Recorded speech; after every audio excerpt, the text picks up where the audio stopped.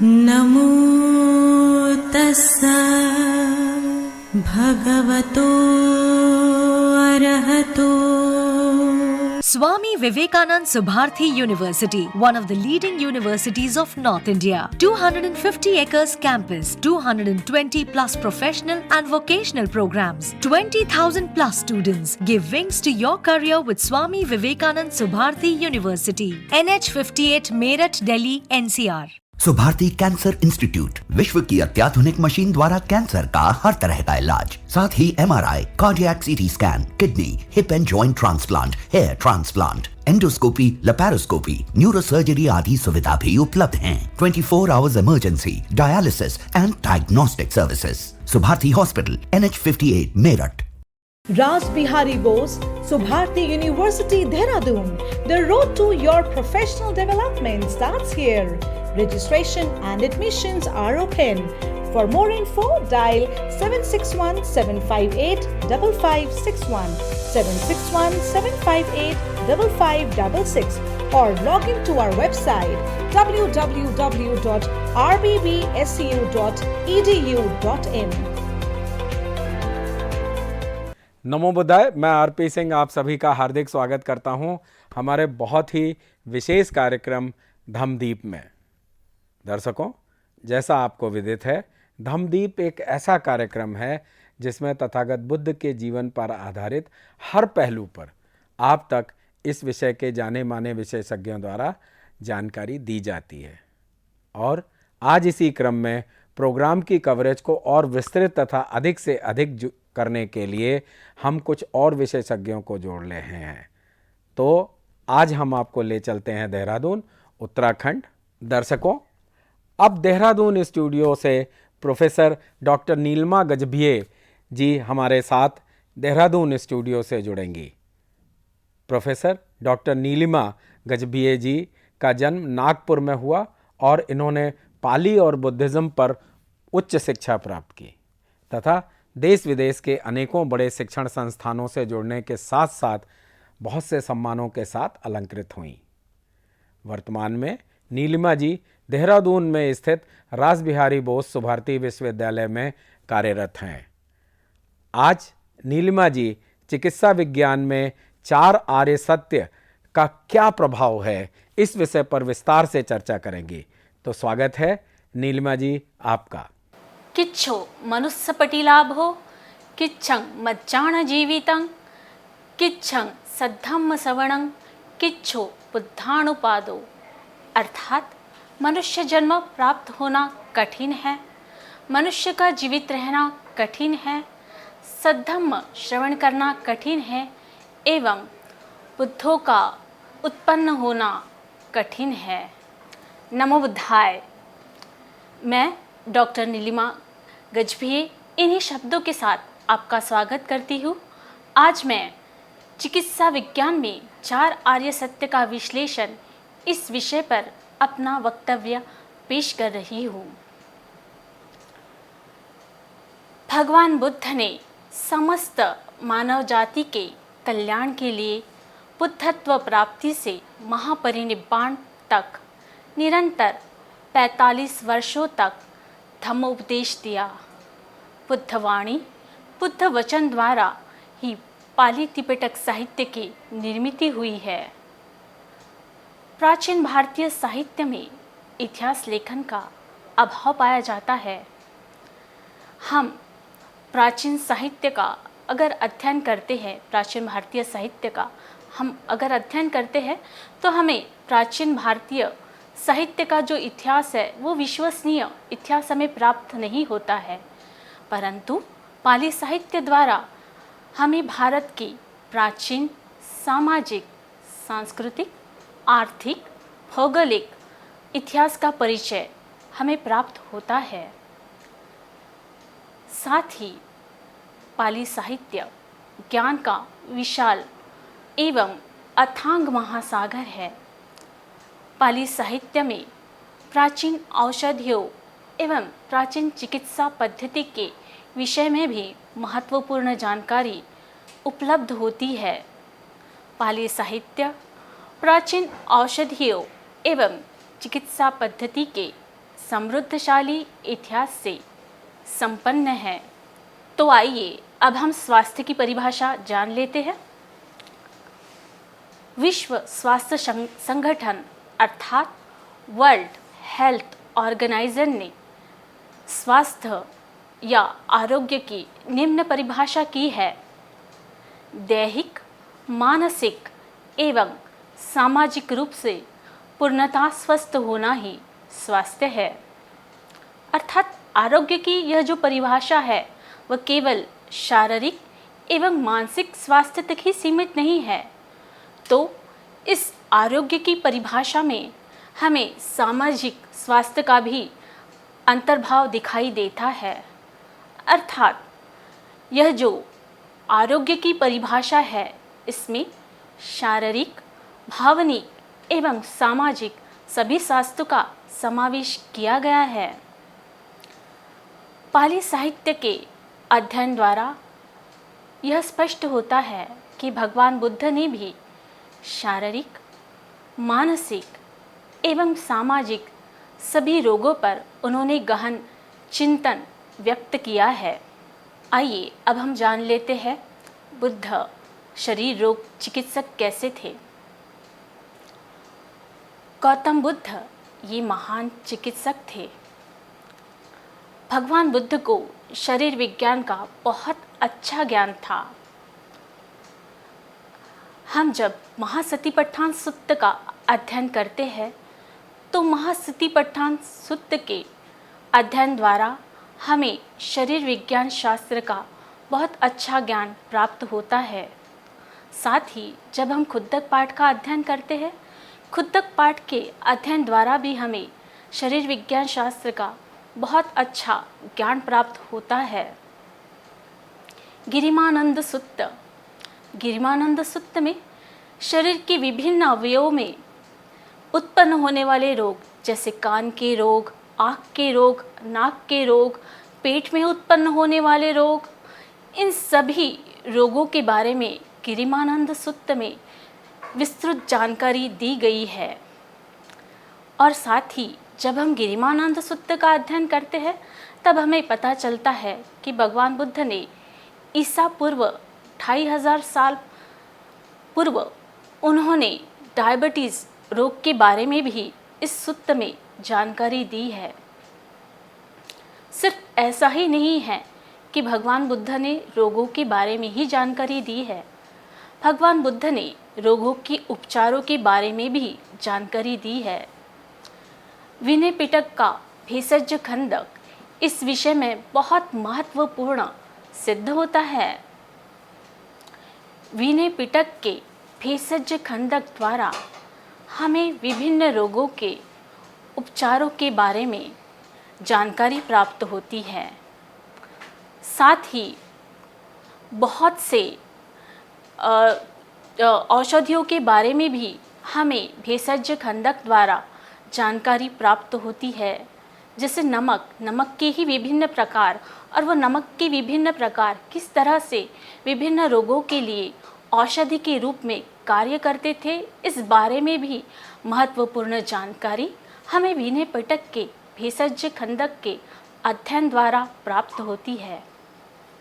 साथ ही जब हम विनय पिटक का भेषज खंडक इसका जब हम अध्ययन करते हैं तब हमें सर्पदंश चिकित्सा, साथ ही पंडुरोग चिकित्सा, इस तरह के विभिन्न रोगों की चिकित्सा के बारे में महत्वपूर्ण जानकारी हमें इस पाठ के अध्ययन द्वारा जानकारी प्राप्त होती है। जब हम बुद्ध के चिकित्सा पद्धति का हम अध्ययन करते हैं तब हमें यह ज्ञान प्राप्त होता है कि बुद्ध की चिकित्सा पद्धति यह प्रकृति के बहुत करीब थी। आइए अब हम जानते हैं कि बुद्ध किस तरह से मनोरोग चिकित्सक थे। पाली साहित्य में शारीरिक रोग चिकित्सा एवं मनोरोग चिकित्सा के विषय में भी महत्वपूर्ण जानकारी दी गई है। बुद्ध यह कुशल मनोवैज्ञानिक थे। जब हम अभिधम्म पिटक का अध्ययन करते हैं तो अभिधम्म पिटक को बौद्ध का मनोविज्ञान कहा जाता है। पुग्गलपय्यति यह जो ग्रंथ है, इस ग्रंथ में मनोविज्ञान पर आधारित 390 मानस स्वभाव का विश्लेषण किया गया है। अनुपिटक साहित्य के अंतर्गत भेषज मंजूषा इस ग्रंथ का समावेश होता है। भेषज मंजूषा ये पाली भाषा में लिखित चिकित्सा ग्रंथ है। इस ग्रंथ की निर्मित श्रीलंका में हुई है और यह पाली भाषा में लिखित एकमात्र चिकित्सा ग्रंथ है। ईसा 12वीं सदी में इस ग्रंथ की निर्मित हुई है।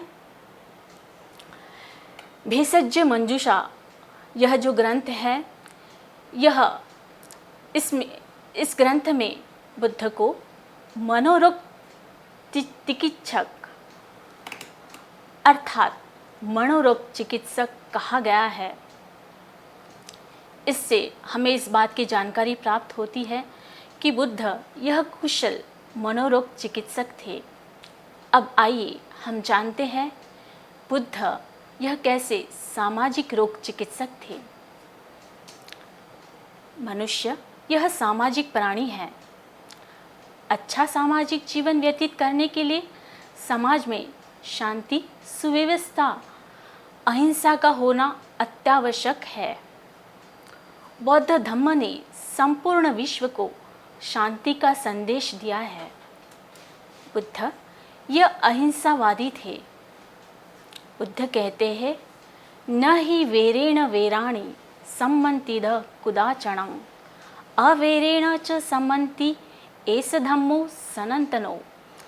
अर्थात वैर से वैर कभी भी शांत नहीं होता है, प्रेम से ही वैर शांत होता है और यही शाश्वत नियम है। आज के परिप्रेक्ष्य में भी हम देखते हैं कि विश्व भर में बहुत अशांतता फैली हुई है। आज के इस दौर में भी हमें बुद्ध का शांति का संदेश प्रेरणादायक सिद्ध होता है।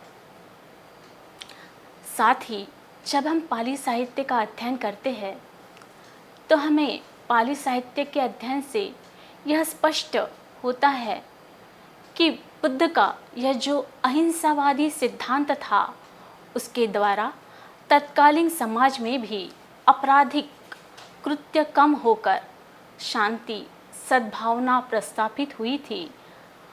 अंगुलीमाल जैसा कुख्यात जो डाकू था, वह भी बुद्ध के शांति के संदेश द्वारा यह अच्छे नागरिक में वह परिवर्तित हुआ था। और साथ ही बुद्ध ने ऐसे ही कितने डाकू, चोर, लुटेरों, उनका मन परिवर्तन करके बुद्ध ने उन्हें अच्छा नागरिक बनवाया था। तो इससे यह सिद्ध होता है कि बुद्ध यह सामाजिक रोग चिकित्सक थे। तो आइए अब हम चिकित्सा विज्ञान में बौद्ध दर्शन का प्रभाव, इस बारे में जानकारी प्राप्त करते हैं।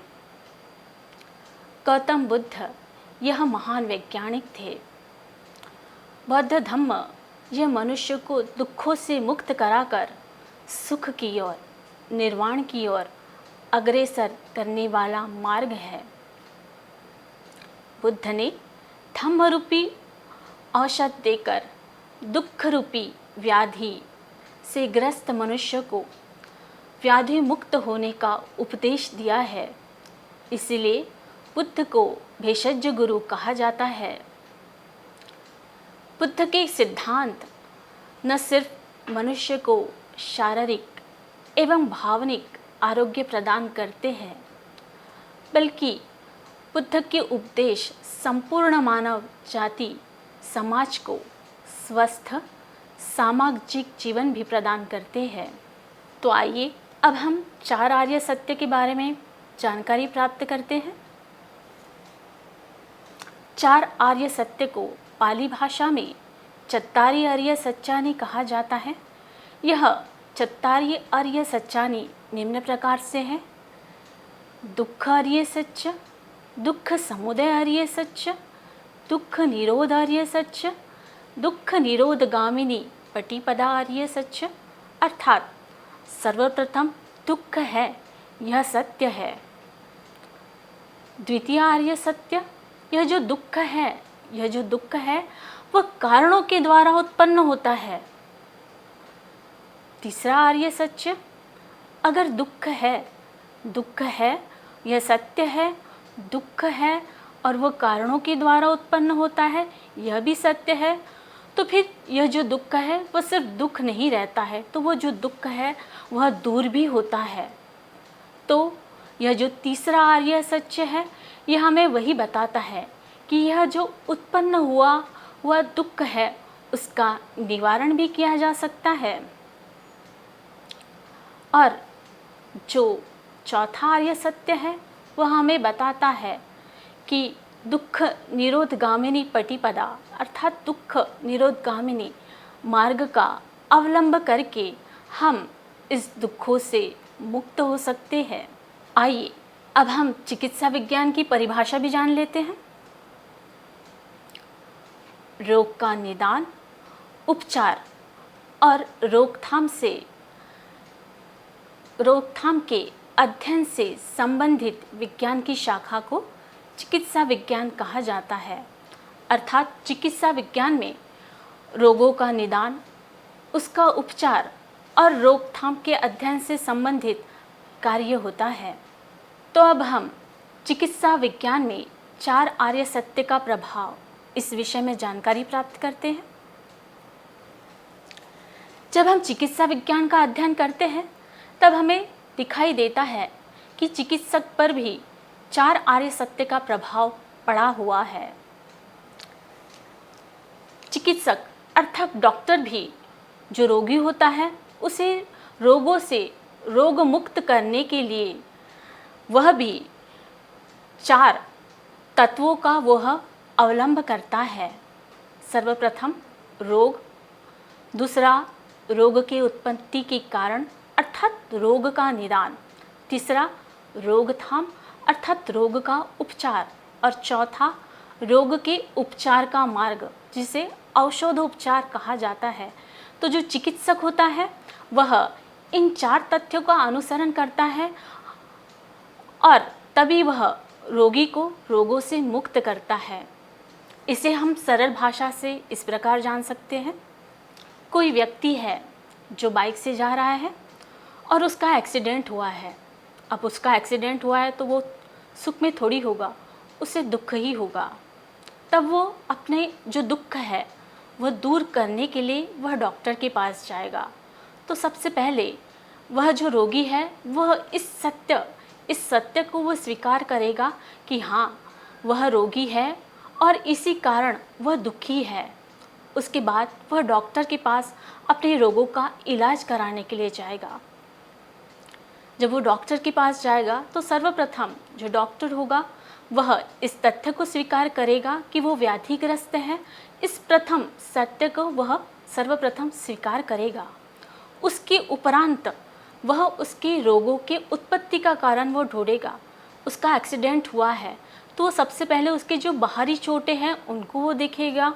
उसके उपरांत वह उसकी भीतरी चोट तो नहीं है वह जानने की कोशिश करेगा। इसलिए वो एक्सरे, इस प्रकार के विभिन्न जो मेडिकल इक्विपमेंट्स है उनका वो आधार लेंगे डॉक्टर। उसके उपरांत वह उसके रोग के उत्पत्ति का वह कारण जानेंगे। उसके बाद वह तीसरे तथ्य का अनुसरण करेंगे अर्थात रोग का उपचार। जब डॉक्टर इस बात से संतुष्ट हो जाएगा कि जो रोगी है उसकी चोटें भीतरी है या बाहर है, उनको देखते हुए वह अपना इलाज जो है वह प्रारंभ कर देंगे। अब रोगी सिर्फ तभी तो वह रोग से मुक्त नहीं होगा कि वो डॉक्टर के पास गया और उसको पता चला कि उसके रोग का क्या कारण है। वो रोग से तभी मुक्त होगा जब वह डॉक्टर के द्वारा दी गई हुई औषधि का वह अवलंब करेगा। अर्थात जो चौथा मार्ग है जिसका वो अवलंब करेगा, औषधोपचार जब वो करेगा तभी वह अपने रोगों से मुक्त होगा, वह अपने दुखों से तभी वह मुक्त होगा। तो इस प्रकार जो रोगी होता है वह इन 4 तथ्यों का अनुसरण करता है और साथ में जो डॉक्टर होते हैं वह भी इन 4 तथ्यों का वह अनुसरण करते हैं। आइए अब हम और एक उदाहरण द्वारा इस तथ्य को समझ लेते हैं। कोई व्यक्ति है जिसे 3-4 दिनों से उसे बुखार आया हुआ है। अब व्यक्ति बुखार में है तो उसे अच्छा तो नहीं लगेगा, वो दुख में ही होगा। फिर वह अपने दुख दूर करने के लिए डॉक्टर के पास जाएगा। डॉक्टर भी इस प्रथम तथ्य को स्वीकार करेंगे कि हाँ, ये रोगी है और ये बुखार की वजह से यह रोगग्रस्त है। उसके बाद डॉक्टर उसकी रोग के उत्पत्ति का कारण जानेंगे, उसका ब्लड टेस्ट कराएंगे। उसको 3-4 दिनों से बुखार है तो कहीं ये सामान्य बुखार तो नहीं, कहीं ये डेंगू का बुखार तो नहीं, कहीं ये मलेरिया का बुखार तो नहीं, या कहीं ये टाइफाइड का तो बुखार नहीं। तो मन पे उठी इन्हीं शंकाओं को जानने के लिए जो डॉक्टर होगी वो रोग के उत्पत्ति का जो कारण है उसे ढूंढने की वो कोशिश करेंगे। इसलिए वो ब्लड टेस्ट करवाएंगे और जब ब्लड रिपोर्ट आएंगी तब डॉक्टर को पता चलेगा कि आया हुआ जो बुखार है वो किन कारणों से आया है। कहीं ये वायरल डिजीज़ तो नहीं है, कहीं ये मलेरिया तो नहीं है, कहीं ये डेंगू तो नहीं है, या कहीं ये टाइफाइड तो नहीं है। और उसके उपरांत ही डॉक्टर ये जो तीसरा तथ्य है उनका वो अनुसरण करेंगे। उसका जो रोग है उसके अनुसार ही वो उसको वैसी ही वो औषधि उसे देंगे। अगर मलेरिया है तो वो उसे मलेरिया के अनुसार ही वह उसे औषध देंगे और जो प्रक्रिया होगी वह उसे समझाएंगे। अगर जो रोगी है वो सिर्फ इन्हीं 3 तथ्यों का अनुसरण करेगा तो वो दुख से मुक्त नहीं होगा, उसकी जो रोग है वो दूर नहीं होंगे। वो जब चौथा औषधोपचार इस तथ्य का जब वो अवलंब करेगा तभी वो अपने दुखों से वो मुक्त होगा और तभी वो अपने रोगों से मुक्त होगा। तो इन 4 तथ्यों का जो अनुसरण है वह रोगी भी करते हैं और इन 4 तथ्यों का जो अनुसरण है वह चिकित्सक अर्थात डॉक्टर भी करते हैं। अर्थात इस बात से यह सिद्ध होता है कि यह जो 4 तथ्य है यह चिकित्सा विज्ञान का आधार स्तंभ है। इसलिए चिकित्सा विज्ञान 4 आर्य सत्य के सिद्धांत से प्रभावित है। उसी प्रकार हमें चिकित्सा विज्ञान पर न केवल सिर्फ 4 आर्य सत्यों का ही हमें प्रभाव दिखाई देता है, अन्य जो बौद्ध दार्शनिक सिद्धांत है उसका प्रभाव भी हमें चिकित्सा विज्ञान पर दिखाई देता है। जैसे 4 ब्रह्म विहार, मैत्री, करुणा, मुदिता, उपेक्षा, इन 4 ब्रह्म विहारों का भी हमें चिकित्सा विज्ञान पर प्रभाव दिखाई देता है। जो डॉक्टर अर्थात चिकित्सक होते हैं वो सभी के प्रति मैत्री भावना रखते हैं। करुणा, जो चिकित्सक होते हैं वो करुणा की दृष्टि से सभी जो पेशेंट्स होते हैं वो उनका इलाज करते हैं। मुदिता, जो डॉक्टर होते हैं, चिकित्सक होते हैं, वो काफ़ी प्रेम भाव से रोगियों का इलाज करते हैं। उपेक्षा, जो चिकित्सक डॉक्टर होते हैं वो सभी के लिए समान दृष्टिकोण रखते हैं, किसी से बहुत लगाव भी नहीं और किसी से वैर भाव भी नहीं। जो भी पेशेंट होता है वो उनके लिए समान ही होता है। साथ ही शील, डॉक्टर्स जो होते हैं वो कुछ उनके एथिक्स होते हैं उनका भी वो पालन करते हैं। अहिंसा, अनित्यता, इस प्रकार अनेक बौद्ध दार्शनिक सिद्धांतों का प्रभाव हमें चिकित्सा विज्ञान पर दिखाई देता है। अर्थात 4 आर्य सत्य एवं अन्य बौद्ध दार्शनिक सिद्धांतों जो थे उन्होंने न सिर्फ भारत बल्कि संपूर्ण विश्व के चिकित्सा विज्ञान को प्रभावित किया है। बौद्ध दार्शनिक सिद्धांत 4 आर्य सत्य ने न केवल प्राचीन चिकित्सा पद्धति को प्रभावित किया है बल्कि आधुनिक चिकित्सा पद्धति को भी प्रभावित किया है। अंत में अभिवादनशीलस्य निच्च वृद्धापचायिनो चत्तारो धम्मा वर्धन्ति आयु वर्णा सुखं बलम। अर्थात जो अभिवादनशील है, जो हमेशा बड़ों की सेवा करता है, उसके 4 गुणों की वृद्धि होती है, आयु वर्ण सुख एवं बलम। तो सभी स्वस्थ रहिए और अपने स्वास्थ्य का अच्छी तरह से ध्यान रखिए। और मुझे अपनी बात रखने के लिए आयोजकों ने जो संधि दी है, उसके लिए मैं आयोजकों का धन्यवाद व्यक्त करती हूँ। डॉक्टर नीलिमा गजभिये जी, आपका बहुत बहुत आभार। आपने 4 आर्य सत्य का क्या प्रभाव है इस विषय पर बहुत ही ज्ञानवर्धक जानकारी दी।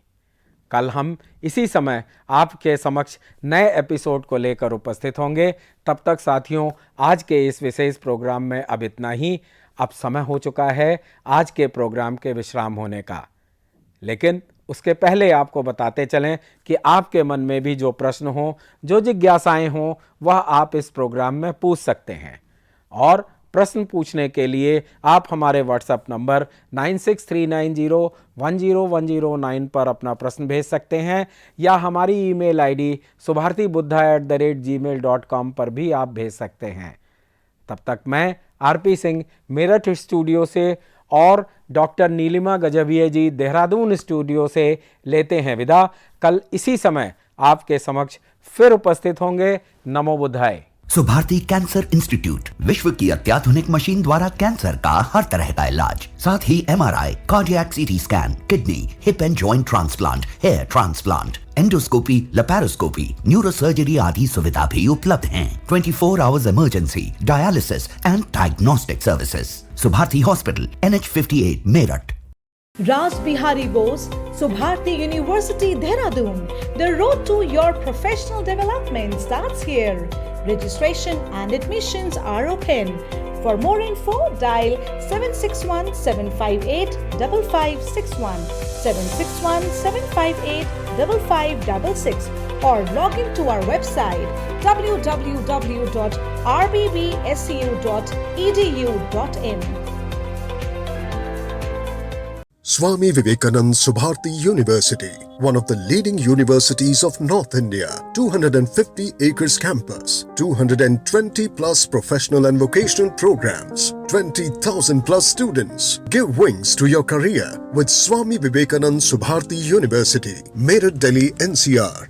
नमो तस्सा भगवतो